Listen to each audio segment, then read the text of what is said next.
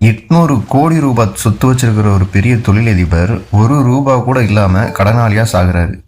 அதே காலத்தில் ஒரு சாதாரண கேஸ் ஸ்டேஷனில் வேலை பார்க்குற மனுஷன் 60 கோடி ரூபாயை தானம் பண்ணி வச்சுட்டு போகிறாரு. ஏன்? திங்க் பண்ணுங்க, இது எப்படி சாத்தியமாகும்? சொல்கிறேன், கேள் நண்பா. பணம் சம்பாதிக்க அறிவு மட்டும் போதாது, உங்கள் மனநிலை தான் ரொம்ப முக்கியம். இந்த மனநிலையை கொண்டு வர்றதுக்கு இந்த சைக்காலஜி ஆஃப் மணி புத்தகம் சொல்கிற இந்த 11 விஷயத்தை இதில் பார்க்கலாம். இந்த மாற்றத்திற்கு ஒரே ஒரு காரணம் தான். அந்த தொழிலதிபர் பணத்தை கணிதமாக மட்டும்தான் பார்த்தாரு. ஆனால் அந்த சாதாரண மனிதன் பணத்தை ஒரு ஒழுக்கமாக பார்த்தாரு. ஒரு சாதாரண மனிதனால் எப்படி அப்படி பார்க்க முடியும்?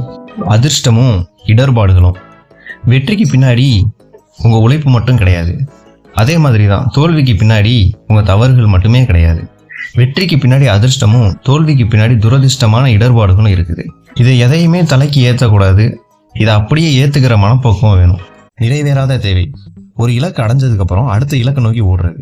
இப்படி நம்ம அடுத்தடுத்த இலக்கை நோக்கி போய்கிட்டே இருக்கும்போது நமக்கு எங்கே நிம்மதின்றது இருக்கும். போதுன்ற கூட எங்கே நம்ம போடுறோமோ அங்கே தான் நம்ம வாழ்க்கை ஆரம்பிக்குது. தேவைகளை குறைத்து கொண்ட மனிதன் தேவையான மனநிறைவுடன் வாழ்வான். கூட்டு வட்டி, காம்பவுண்டிங் ரொம்ப முக்கியமான ஒரு விஷயம். வாரன் பஃபெட் ஏன் இவ்வளோ பெரிய பணக்காரராக இருந்தார் தெரியுமா?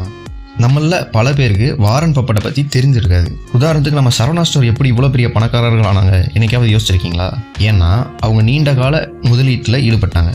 Long term investment. அதுதான் வாரன் பஃபெட்டோட கதை. அவரோட 10 வயதில் ஆரம்பித்த முதலீடை 90 வயதுலையும் தொடர்ந்தார். அந்த இடைவிடாத நேரம் தான் இவங்களெல்லாம் இவ்வளோ பெரிய பணக்காரர்களாக ஆக்கியிருக்கு. So try compounding long term investments. பூ விழுந்தால் உனக்கு வெற்றி. நீங்கள் தொடங்குற எல்லா முதலீடுகளும், எல்லா தொழில்களும், எல்லா வேலைகளும் ஜெயிக்கணும்னு கிடையாது. 100ல் 99 தோத்தாலும் பூ விழுகிற மாதிரி அந்த ஒரு வெற்றி உங்கள் பரம்பரைக்கே சோறு போடும். உதாரணத்துக்கு பல்ப் கண்டுபிடிச்ச கதை கண்டிப்பாக எல்லாருக்கும் தெரிஞ்சிருக்கும். விடுதலை. நீங்கள் சுதந்திரமாக இருக்கீங்களா? உங்களுக்கு பிடிச்ச வேலையை உங்களுக்கு பிடிச்ச நேரத்தில் உங்களுக்கு பிடிச்ச மனிதர்கள் கூட உங்களுக்கு பிடிச்ச இடத்துல செய்கிறதற்கான சுதந்திரம் இருந்தால் தான் உண்மையான சுதந்திரம். அதுதான் நீங்கள் ஈட்டின லாபம். அந்த சுதந்திரம் உங்களுக்கு இருக்குதா? காட்சிக்கு வராத வெற்றி. உண்மையான செல்வம்னா என்ன? விலை உயர்ந்த காரில் ஒருத்தன் வாரான்னா அவனை பணக்காரன்னு நினைக்காதீங்க. அவன் செய்கிற செலவு தான் அந்த காரு.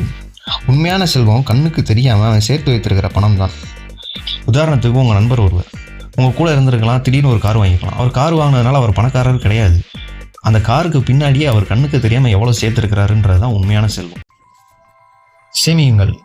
சேமிப்பதற்கு காரணம் தேவையா? காரணமே இல்லாமல் சேமித்து பழகுங்கள். ஏன்னா திடீர்னு உங்களுக்கு ஒரு விபத்து நடக்குது, இல்லை உங்களுக்கு ஒரு வேலை இழப்பு வருதுன்னா அவங்க யாரும் வந்து காப்பாற்ற மாட்டாங்க. நீங்கள் சேவ் பண்ணுற சேமிப்பு மட்டும்தான் உங்களை காப்பாற்றும். காரணமே இல்லாமல் சேமித்து பழகுங்க. கண்டிப்பாக அது ஒரு நாள் உங்களுக்கு உதவியாக வந்து நிற்கும். தப்பாத தவறுகள். நீங்கள் போடுற எல்லா கணக்கும் எப்பயுமே சரியாக வரும்னு தப்பு கணக்கு போடாதீங்க. யானைக்கும் அடிசருக்கும். எதிர்பாராத நேரத்தில் உங்கள் வாழ்க்கையில் ஒரு செலவு வருதுன்னா யாரையும் எதிர்பார்க்காம இருக்கணும்னா குறிப்பிட்ட நிதியை அதுக்காக எப்பயுமே ஒதுக்கி வைங்க. எதுவும் இலவசம் இல்லை. இங்கே எதுவுமே இலவசமாக கிடைக்காது.